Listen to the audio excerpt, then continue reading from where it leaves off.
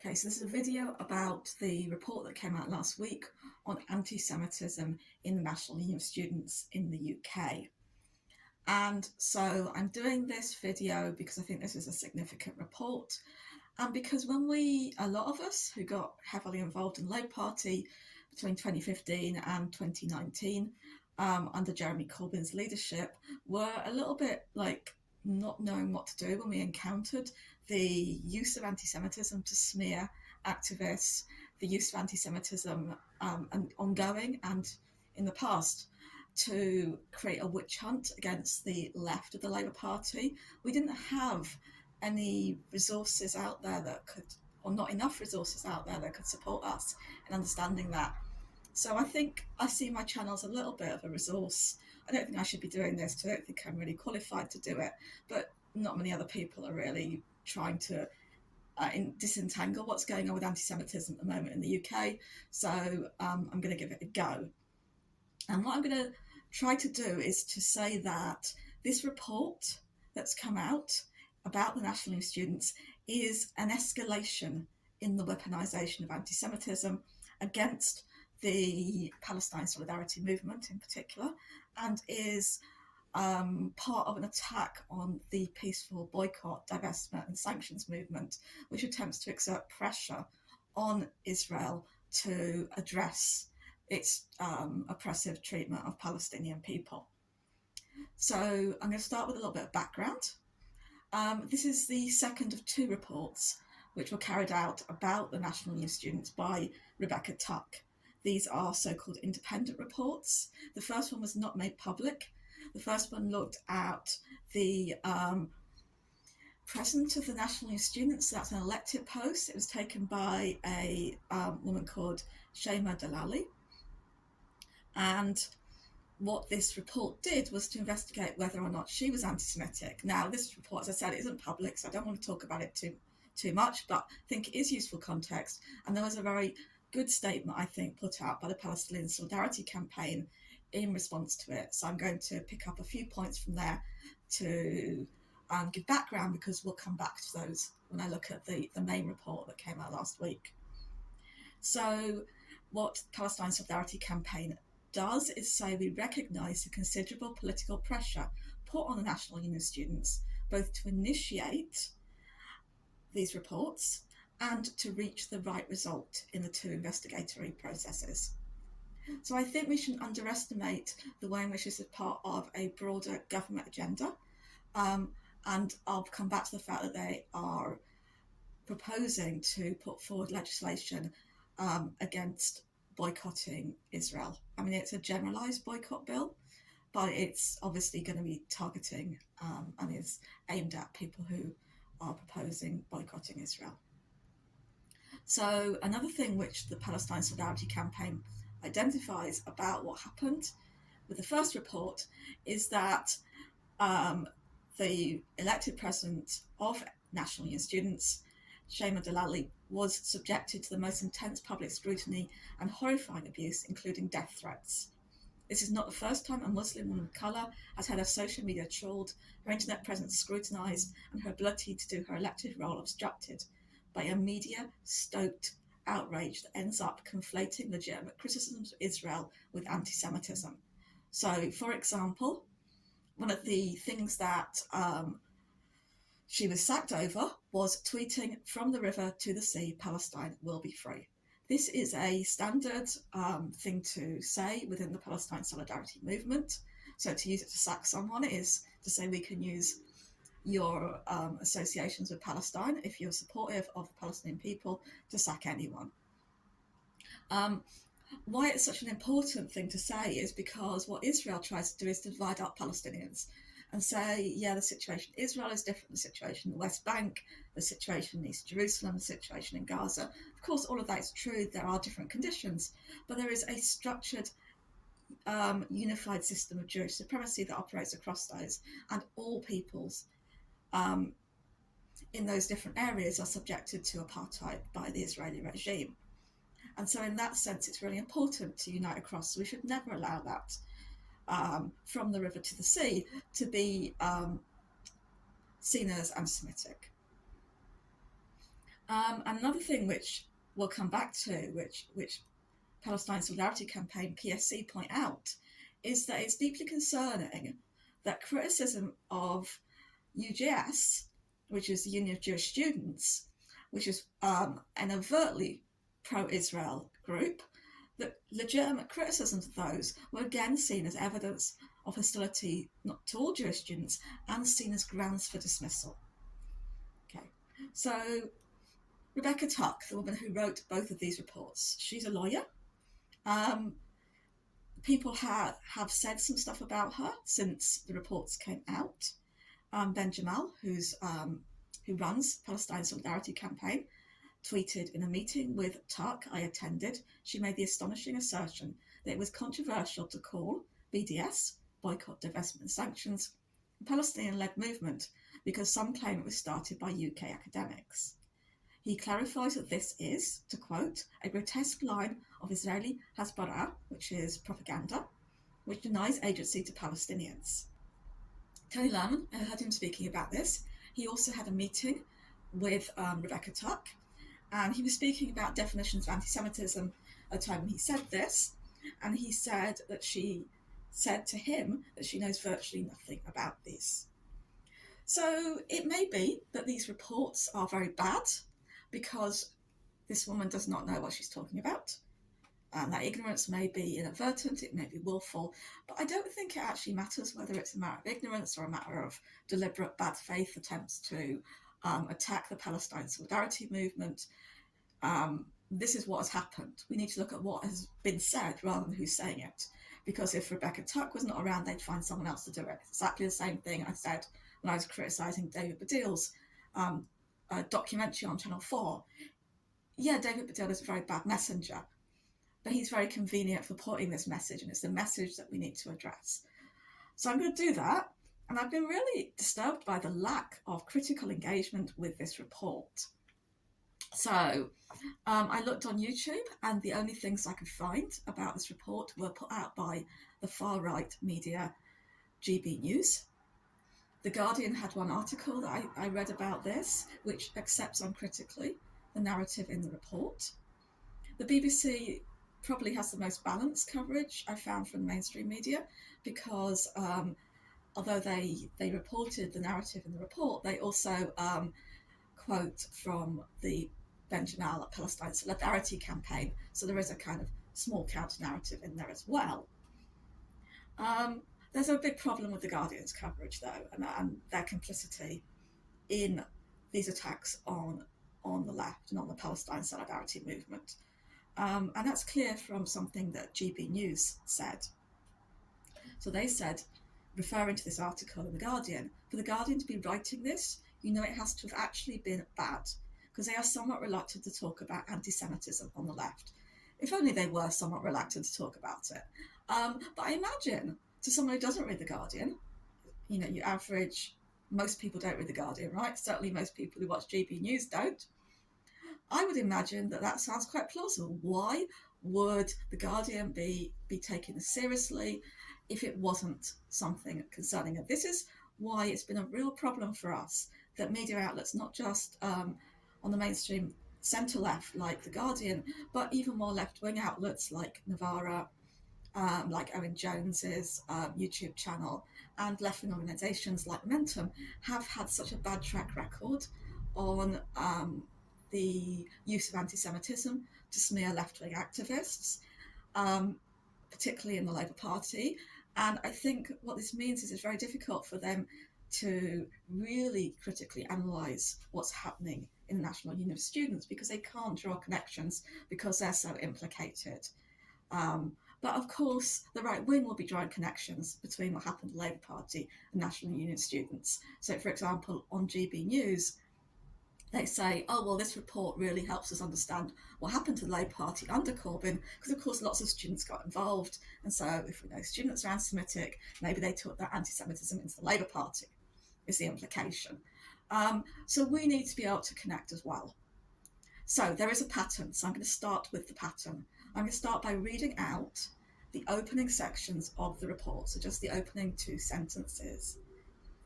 For at least the last decade, Jewish students have not felt welcome or included in NUS, that's National Union of Student, spaces or elected roles. There have been numerous instances of anti-Semitism within NUS. It invariably falls to Jewish students to raise complaints about these issues, and when they do, frequently, the complainants have not experienced the process as inclusive and fair.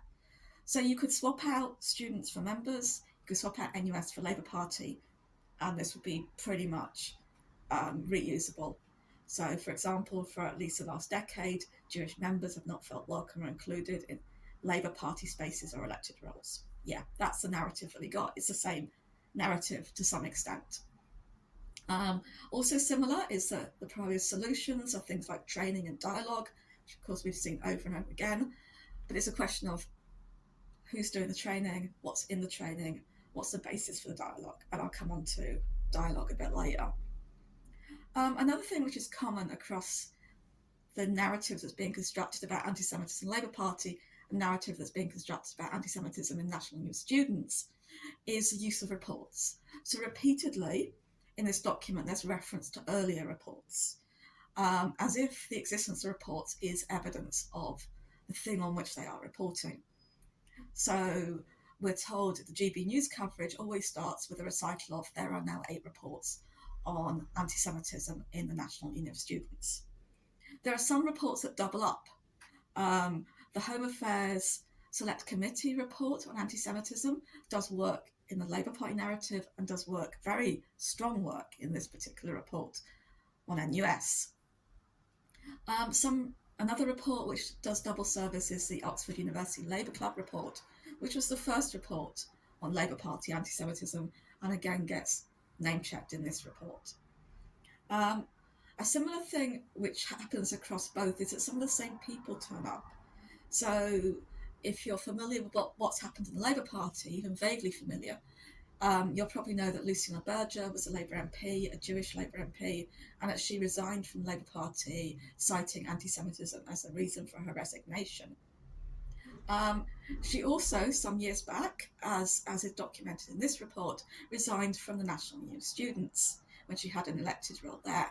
And her resignation, along with the resignation of 2 other Jewish people, sparked one of the 8 reports, which becomes the foundation for this new report. Or is it 7 reports? I guess it's 7 reports plus this one, isn't it? Another person who turns up in both, there's probably others, but someone who's very prominent is Izzy Langer. So Izzy Langer, if you remember the Panorama programme about Labour anti-Semitism, she is one of the people who speaks there, and she's in fact very bad faith edited, as the BBC have now admitted, to make it look like she's talking about people praising Hitler and other kind of real far-right kind of anti-Semitism happening inside Labour Party meetings, but she's not. Actually, that's something she's talking about from her student days in right-wing contexts. And she gets 3 pages. Her experiences get 3 pages in this report, so quite substantial. She's not actually named, she's called XY, but Rebecca Tuck quotes from her at a certain point, so it's pretty easy to use Google and find out who wrote what she says. So coming on to a very substantial similarity across these 2 situations in NUS and Labour Party is the use of a representative body of Jewish people, which is also a Zionist organisation, to represent all Jews in this context. So in the case of Labour Party, it was the Jewish Labour Movement. In the case of NUS, it's UJS. Palestine Solidarity Campaign, in their response to this second report, point out the disproportionate involvement of the Union of Jewish Students, UJS, which was given significant authority in the frame of the investigation and the appointment of the independent investigator. So this person is not independent, essentially. The report fails to take into account the role UJS has played in the conflation of anti-Semitism and legitimate criticism of Israel's oppression of the Palestinian people, including its active promotion of resources which suggest it is inherently anti-Semitic to advocate for boycott, divestment and sanctions. We're going to keep hearing about boycott, divestment and sanctions. Um, so yeah, Union of Jewish Students. I thank Talal, from who I met through Twitter, for pointing this out to me. They passed a motion in 2021, so a year and a bit ago, I guess, calling Omar Barghouti, who is a very important Palestinian leader, um, and very moderate, I would say. They're calling him an infamous anti-Semite, presumably because he promotes boycott, divestment, and sanctions, a peaceful and effective strategy against a regime like Israel's, a racist regime like Israel's. Um, Also, this motion called out NUS's consistent anti-Israel agenda for spreading misinformation, ignoring anti-Semitism, and contributing to the toxic and anti-Semitic environment many Jewish students face on campus. So UGS, who had the right of veto over the person who did these investigations, whose points of view are given privileged spaces within this report, who had a significant role in defining the terms of this report, they are not a neutral actor, just as the Jewish Labour movement were not a neutral actor in relation to Labour Party issues, both in terms of the political positionings of left-right and also in terms of Zionism, where they were explicitly a Zionist organisation.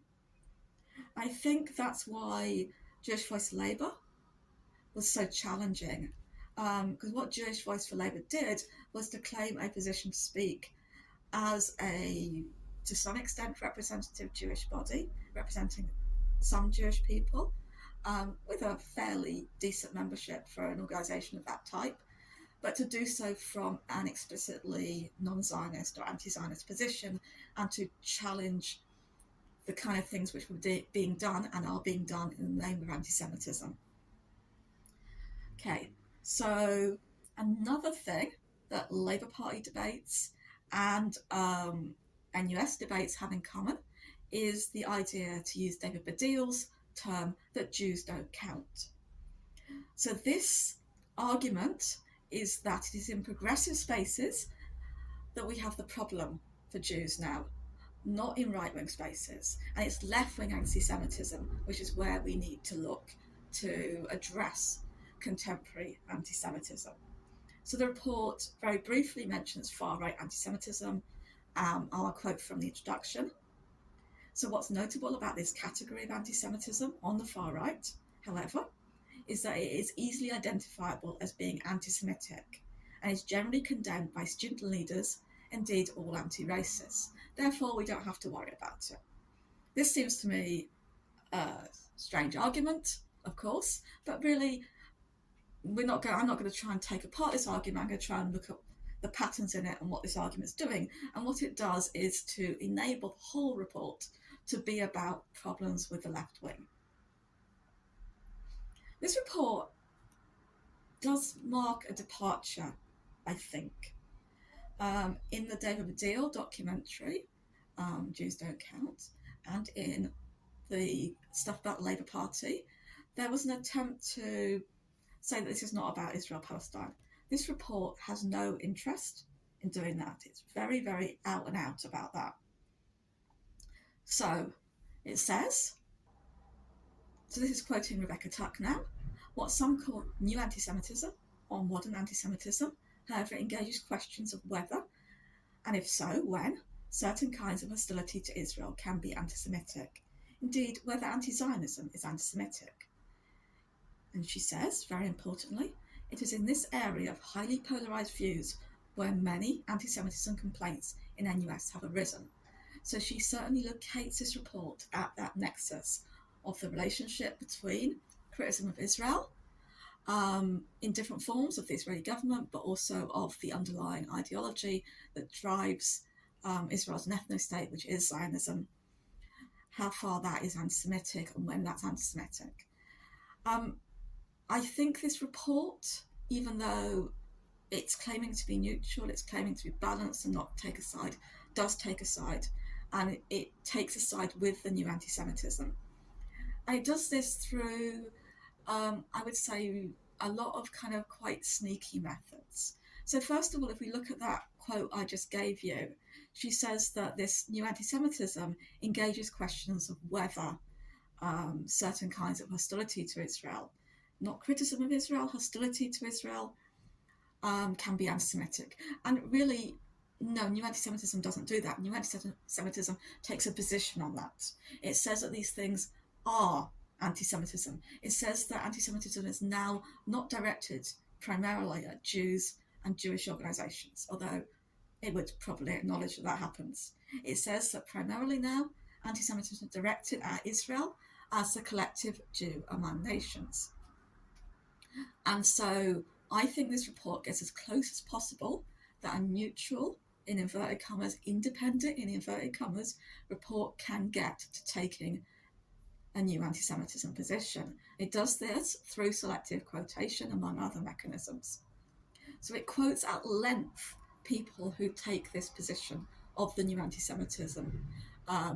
David Hirsch, for example, and various other people.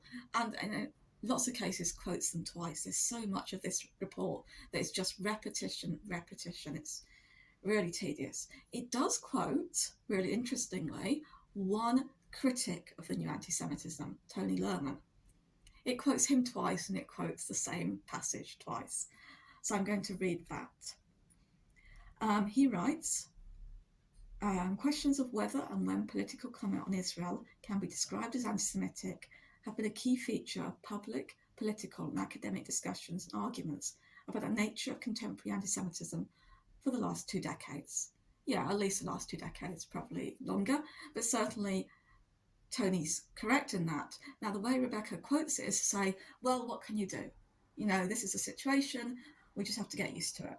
That is really not what Tony's arguing. He's arguing that we need to stop that we should not have definitions of anti-Semitism that specifically mention issues around Israel-Palestine, that traditional definitions of anti-Semitism, of hatred of Jews as Jews, can serve in all contexts. So he's arguing against the necessity for that, and she's using his words. She's twisting his words. I don't know if she's aware of that, but she is. Another thing which is very important is the IHRA definition of anti-Semitism.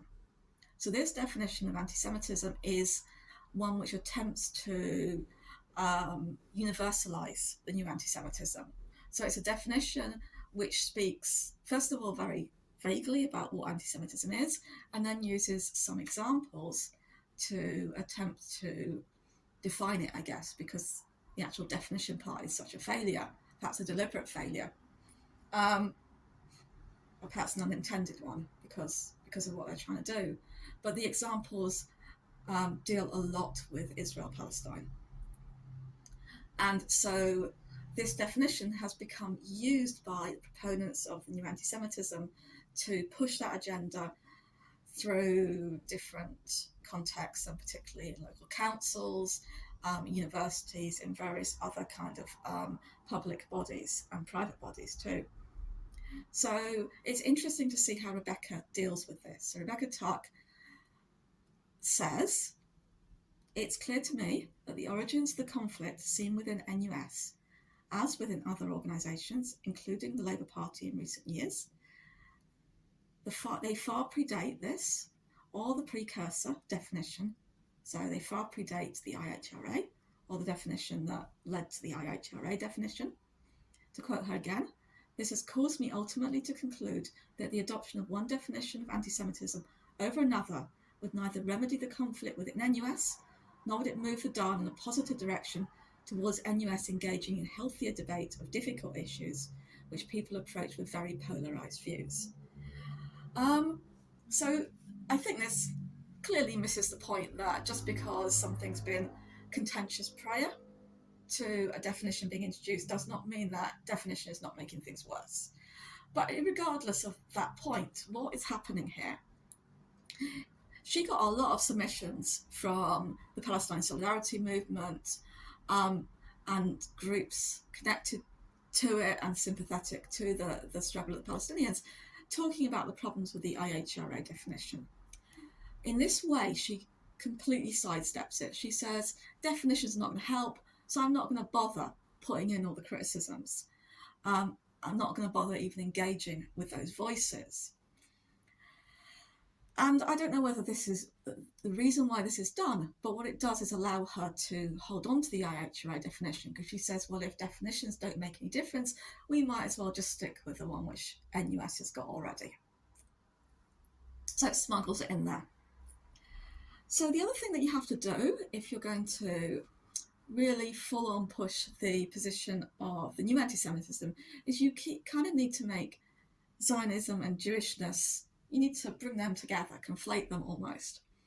And she does this through, again, extensive quotation, and through, again, extensive quotation twice.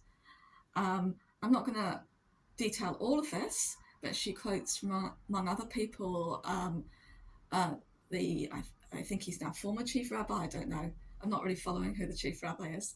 But he spoke a few years ago about how attempts to separate Zionism from Jewish identity he thought were wrong because of the centrality of Zionism to Jewishness, the fact that we, if you go to a synagogue service, you're going to be saying prayers for the State of Israel, for example.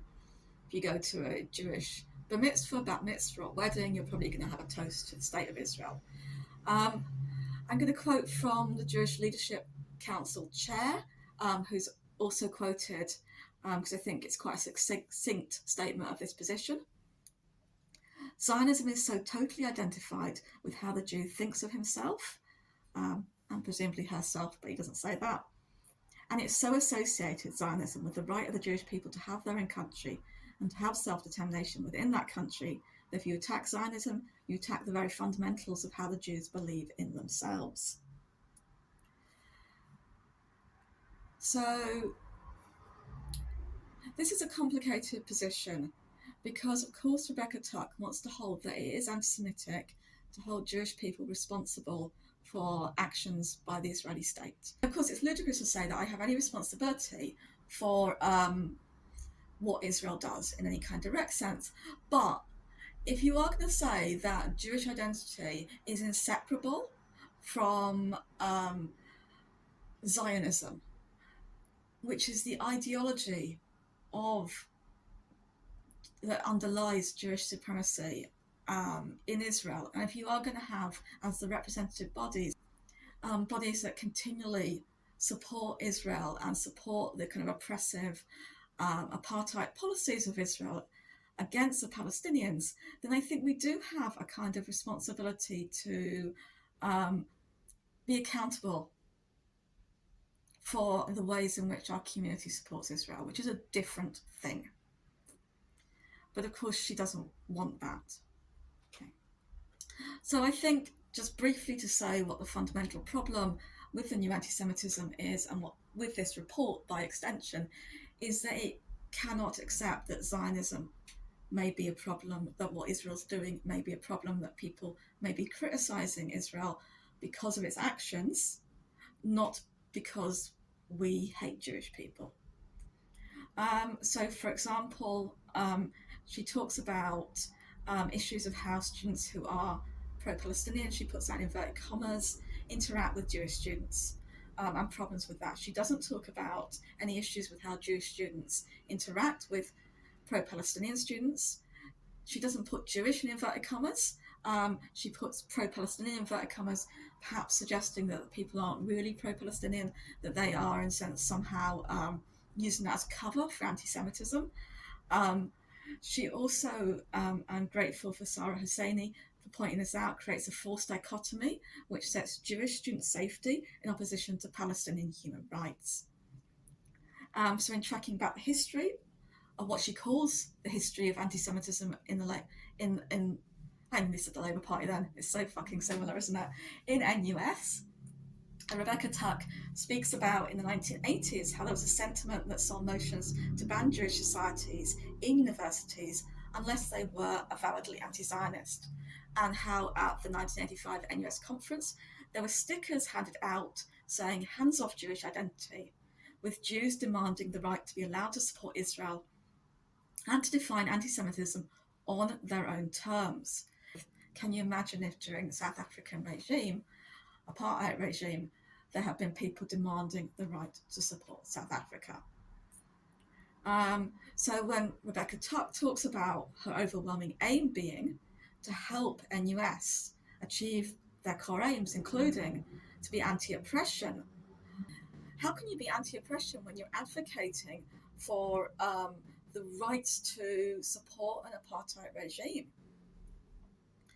So, okay, so this is the first report that is claiming to be independent, claiming to be quasi-judicial. I think that really pushes the new anti-Semitism agenda very explicitly and takes that stance. It has to be very careful with that. As I said, it has to distance itself from that through the use of quotation from other sources, very selective quotation.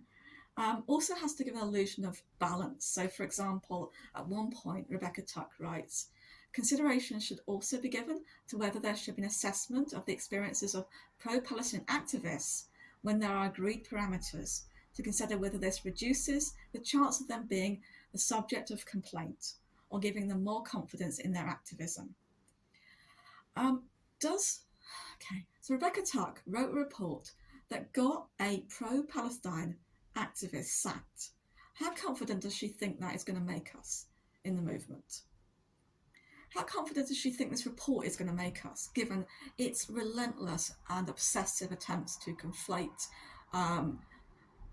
opposition to the oppression of Palestinians, support for justice for Palestinians with anti-Semitism? Apart from the illusion of balance, there is a balance. Palestinian voices are largely, almost entirely absent from this report. The only exception is a Palestinian student who's quoted, who says, I'm going to quote, there's a longer quote in the report, but this is the gist of it. Anti-Semitism plagues every part of the NUS. As a Palestinian, I find it deeply offensive that support for Palestinian human rights is being used to mask blatant anti-Semitism. So we can see that Palestinian voices only deemed legitimate in relation to this report when they're saying the same thing, not when they're putting a counterposition. And we can see this absence of Palestinian voices in another case. So Rebecca Tuck writes about NUS Conference 2017, when NUS debated the adoption of the IHRA definition of anti-Semitism. It's a policy that had already been adopted by UGS and supported by the vast majority of Jewish students. NUS doctrine dictates that liberation groups are autonomous and only members of that group should be making decisions that impact them. And she uses this to object to the fact that people who weren't Jewish had a say in this. But she ignores the fact that this decision directly impacts Palestinian students. She doesn't call for Palestinian students to be given a voice in those debates. She's very, very one-sided in this, and you could say she's told to be one-sided. She's told to write a report about anti-Semitism. What she does is to write a report that promotes anti-Palestinian racism, and she needs to take responsibility for that, and everyone who promotes this report needs to take responsibility for that. Okay, so just a little bit more to go. Where does that leave us? I'm going to end on BDS, but first of all, it's useful to say that she talks about nuance, respect, and dialogue. Whenever anyone talks about nuance, and for example, she says that resources should be provided to ensure that students are well informed of both sides of the argument, both Israeli and Palestinian, to support them in developing a sensitive, nuanced understanding of Middle Eastern politics in general. Nuance in relation to Israel-Palestine is cover for racism. Can you imagine if during US apartheid, when there was segregation in the south of the United States, if people have said, we need to listen to the people who just feel their identity is with the South, white people who, that's just where their heart is. They can't separate the South from their sense of personhood. So we need to listen to them, alongside, of course, listening to the people who are talking about the segregation, talking about the racism. This is just disgusting. This is really disgusting. There aren't two sides to settler colonialism. There aren't two sides to ethnic cleansing. There aren't two sides to apartheid. There aren't two sides to occupation. So what we end up with is a really difficult situation in relation to boycott, divestment, and sanctions.